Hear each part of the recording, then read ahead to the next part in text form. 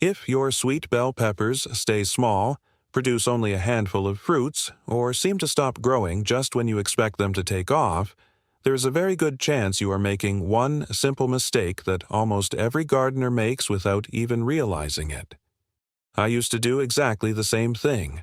I would water the plants, feed them, remove weeds, and wait patiently, yet every season I wondered why my neighbor harvested baskets of thick, juicy peppers while mine struggled to fill a single bowl. The strange part was that my plants always looked healthy, but they wasted their strength in the wrong place. It took one older gardener to show me what I had been missing, and after I started doing it, the difference was impossible to ignore. My pepper plants became stronger, they produced more flowers, and later those flowers turned into large, heavy fruits with thick, sweet flesh. The best part is that this method costs almost nothing and takes only a few seconds to do. Today, I want to share exactly what I learned because I know many people over 50 enjoy growing their own food, but do not want expensive fertilizers or complicated techniques.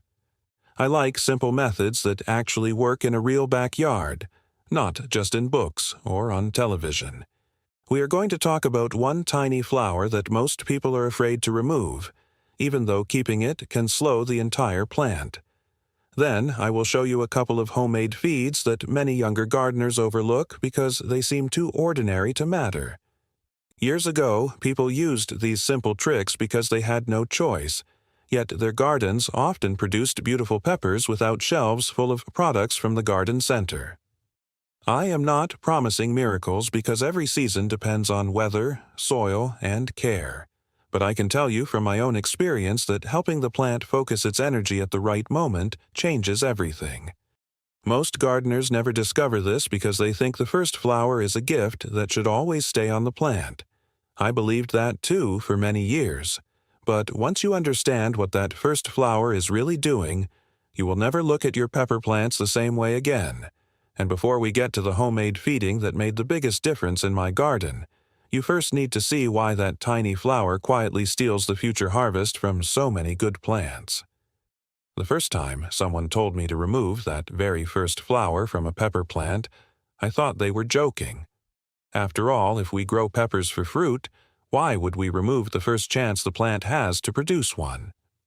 It sounded backwards. Like many people, I believed every flower was precious and every flower should become a pepper. But after trying both ways over several seasons, I realized that the first flower often asks too much from a young plant that is still trying to build its roots and branches. That little flower is called the crown flower because it appears where the main stem splits into two branches. It shows up early, and that is exactly why it matters so much. If you leave it there, the plant often puts a surprising amount of its energy into growing that first pepper. While it is doing that, it slows down the growth of new branches, new leaves, and new flowers. The plant becomes busy raising one early fruit instead of building the strong framework it will need for the rest of the season. Many gardeners get excited when they see that first small pepper forming, but they do not notice what they are giving up later. I know because I made that mistake for years. I was happy to harvest one pepper early, but by the end of summer my plants carried far fewer fruits than they should have. Then one older gardener smiled and said something I have never forgotten. He told me not to think about the first pepper, but to think about the 20th one. That simple sentence completely changed how I looked at pepper plants. Now, when I see that first crown flower open, I gently pinch it off with my fingers or use clean scissors if the stem is thicker. It takes only a moment, and after a few days I begin to notice something interesting. Instead of slowing down, the plant starts producing stronger side branches. More branches mean more places for flowers to appear later, and more flowers usually mean more peppers if the weather cooperates and the plant stays healthy. Very few people have the patience to sacrifice that first flower because they want an early harvest. But I have learned that waiting a little longer often rewards me with many more large peppers instead of just one early fruit. And there is another simple step that I always combine with removing that flower, because together they help the plant recover quickly and prepare for its biggest season yet. Once that first flower is gone, This is the moment when I start helping the plant build strength instead of forcing it to chase fruit too early. Many people think they need an expensive fertilizer with a long list of ingredients, but that has never been my way. I have always believed that a healthy pepper plant responds best to steady care and simple feeding. One of the first homemade feeds I use is something almost every household can make without spending extra money. I take a handful of well-aged compost, place it in a bucket of water, stir it well, and let it sit for a day. Then I strain the liquid and water the soil around the plant, never pouring it over the leaves. It is a gentle feeding, not a strong one, and that is exactly why I like it. Young pepper plants do not need to be pushed too hard. They need support while they are building roots that will feed every fruit later in the season. Another old gardener once showed me a second trick that I still use today. He mixed a small amount of wood ash from clean, untreated firewood into the soil around his peppers. Not much at all, just a light sprinkle worked gently into the top layer before watering. Wood ash contains potassium and calcium, two nutrients that peppers appreciate when used carefully. I always remind people that more is not better. Too much ash can change the soil in ways the plant does not like, so I use only a little during the season and watch how the plants respond. What surprises me every year is how quickly healthy plants begin to change after these simple steps. The leaves become a deeper green, the stems feel stronger, and new flower buds begin appearing where there were none before. Many gardeners think these changes happen overnight, but they do not. You have to give the plant time to respond. This is where many people lose patience. They add one fertilizer after another because they do not see instant results, and before long, the plant is overloaded. I prefer doing less, but doing it at the right time. That approach has given me far better harvests than chasing every new product on the shelf. Most people never realize that the weeks immediately after removing the crown flower are the most important period for building the entire season's harvest. What you do during these days determines whether your pepper plant becomes a small bush with a few fruits or a strong, healthy plant covered with large, sweet peppers by the end of summer. And before you think watering is the easy part, there is one mistake I see almost every year that quietly undoes everything we have done so far. Now, let me tell you about watering, because this is where I see even experienced gardeners unknowingly slow their pepper plants down. People often ask me how many times a week they should water, but I always tell them that the calendar does not know what the weather is doing. A cool week and a hot week are completely different. Instead of following a schedule, I simply check the soil with my finger. If the top inch feels dry, I water deeply. If it is still moist, I leave the plant alone. Bell peppers do not enjoy sitting in constantly wet soil. Their roots need moisture, but they also need air. When the soil stays soaked for too long, the roots become weak, and a weak root system can never support a heavy crop of large peppers. Years ago, I made the mistake of giving my peppers a little water every evening because I thought I was helping them through the summer heat. The plants looked fine for a while, but they never really took off. An older neighbor watched me one evening and quietly said that I was teaching the roots to stay near the surface. He told me to water less often, but much more deeply.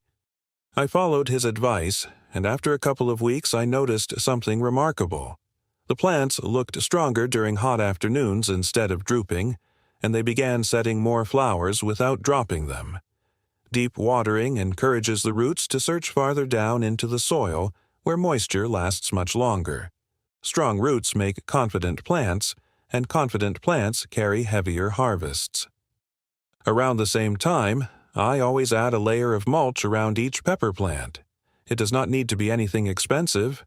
Dry grass that has not gone to seed, shredded leaves, or clean straw all work well.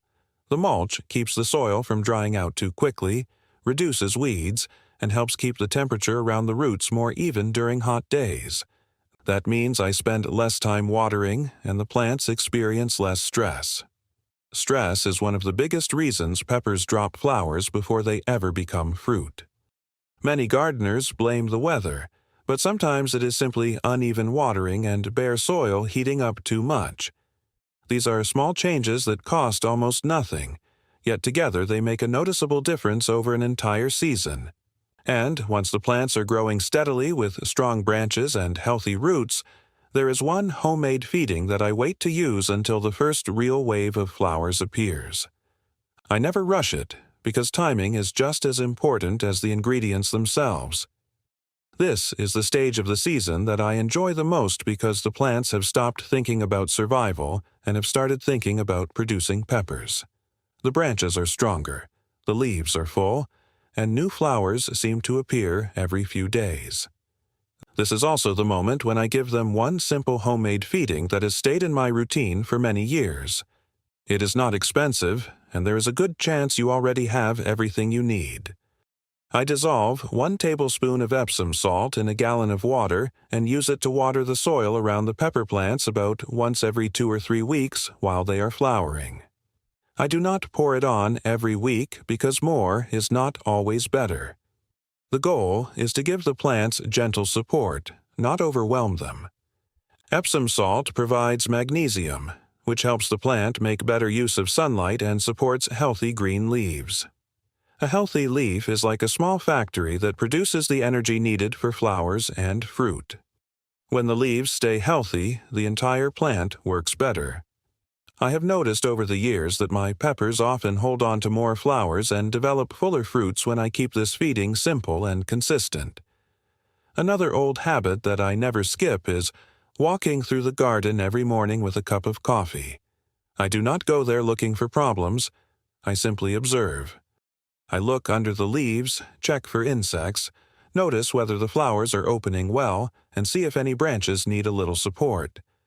Most people only pay attention when something is already wrong, but many small problems are easy to solve if you catch them early. A few aphids can be washed away with a stream of water before they become hundreds. A broken branch can be tied gently before the weight of growing peppers makes it split completely. I also remove any yellow leaves touching the soil because they no longer help the plant and can encourage disease during wet weather. These little jobs rarely take more than a few minutes, but together they save hours of trouble later. Gardening has taught me that success usually comes from many small decisions rather than one magical trick. Every simple step builds on the one before it, and by the middle of summer the difference becomes easy to see. But there is one final habit that determines whether those beautiful peppers reach their full size and sweetness before harvest, and surprisingly, it has less to do with feeding than most people think. By the time the first peppers begin to reach their full size, I can usually tell how the rest of the season is going to look. A healthy plant has a certain balance. The leaves stay deep green, the branches hold themselves upright, and new flowers continue to appear even while the first fruits are growing. That is exactly what I want, because it means the harvest will continue instead of ending after just one wave of peppers. One habit that has helped me more than almost anything else is harvesting at the right time. Many people leave every pepper on the plant until it turns completely red, yellow, or orange, depending on the variety.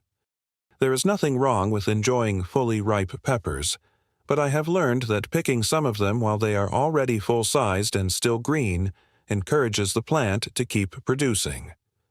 The plant senses that its work is not finished and continues making new flowers and new fruit. I usually leave a few peppers to reach their full color because they become sweeter, but I harvest many of the others a little earlier. This simple balance gives me fresh peppers over a much longer period instead of one large harvest followed by a quiet garden. I also make sure to support heavy branches before they begin bending under the weight of the fruit. A simple wooden stake or a small bamboo cane tied loosely with soft garden twine is often enough. Waiting until a branch snaps is always disappointing because the plant has already spent weeks growing those peppers. Another thing I never forget is to keep feeding the soil instead of chasing quick fixes. Every few weeks I spread a thin layer of compost around the base of each plant and water it well. It slowly releases nutrients every time I irrigate, and the soil becomes richer year after year. Healthy soil keeps rewarding you long after a bottle of fertilizer has been emptied. Looking back over the seasons, I have realized that growing beautiful bell peppers has never depended on one secret ingredient or one expensive product. It comes from several small habits working together. Remove the crown flower at the right time. Build strong roots before chasing fruit. Water deeply instead of often. Feed gently with simple homemade solutions. Watch the plants closely and respond before little problems become big ones. When you combine all of these steps, the difference is not just a few extra peppers. The plants become stronger, the fruits become thicker and sweeter, and gardening feels easier because you are working with the plant instead of fighting against it. There's just one final thought I want to leave you with because it completely changed the way I look at every growing season. When I think back to all the seasons I have spent growing bell peppers, I realize that the biggest lessons were never about buying better tools or spending more money. They were about understanding what the plant was quietly asking for. Once I stopped trying to force quick results and started giving the plant what it needed at the right moment, everything became easier. Removing that first crown flower felt strange the first time, but now I do it without hesitation because I know I am investing in a much bigger harvest later. The homemade feedings, the deep watering, the layer of mulch, the small handful of compost, and those quiet morning walks through the garden all became part of a simple routine that I genuinely enjoy. None of these steps are difficult, and none of them require a large budget. They simply require a little patience and the willingness to pay attention. That is something many of us learned long before gardening stores were filled with shelves of expensive products promising instant results. The truth is that healthy plants respond to steady care far better than they respond to constant changes. If one week you try a new fertilizer, the next week another product, and then suddenly double the watering, the plant spends more time adapting than growing. I would much rather keep things simple and let nature do most of the work. Every season teaches me something new, and that is one of the reasons I still enjoy walking into the garden every morning. There is always another flower opening, another pepper beginning to swell, or another small lesson waiting to be noticed. If you decide to try these methods this season, do not judge them after only a few days. Give your pepper plants time to respond. Watch how they branch after removing the crown flower.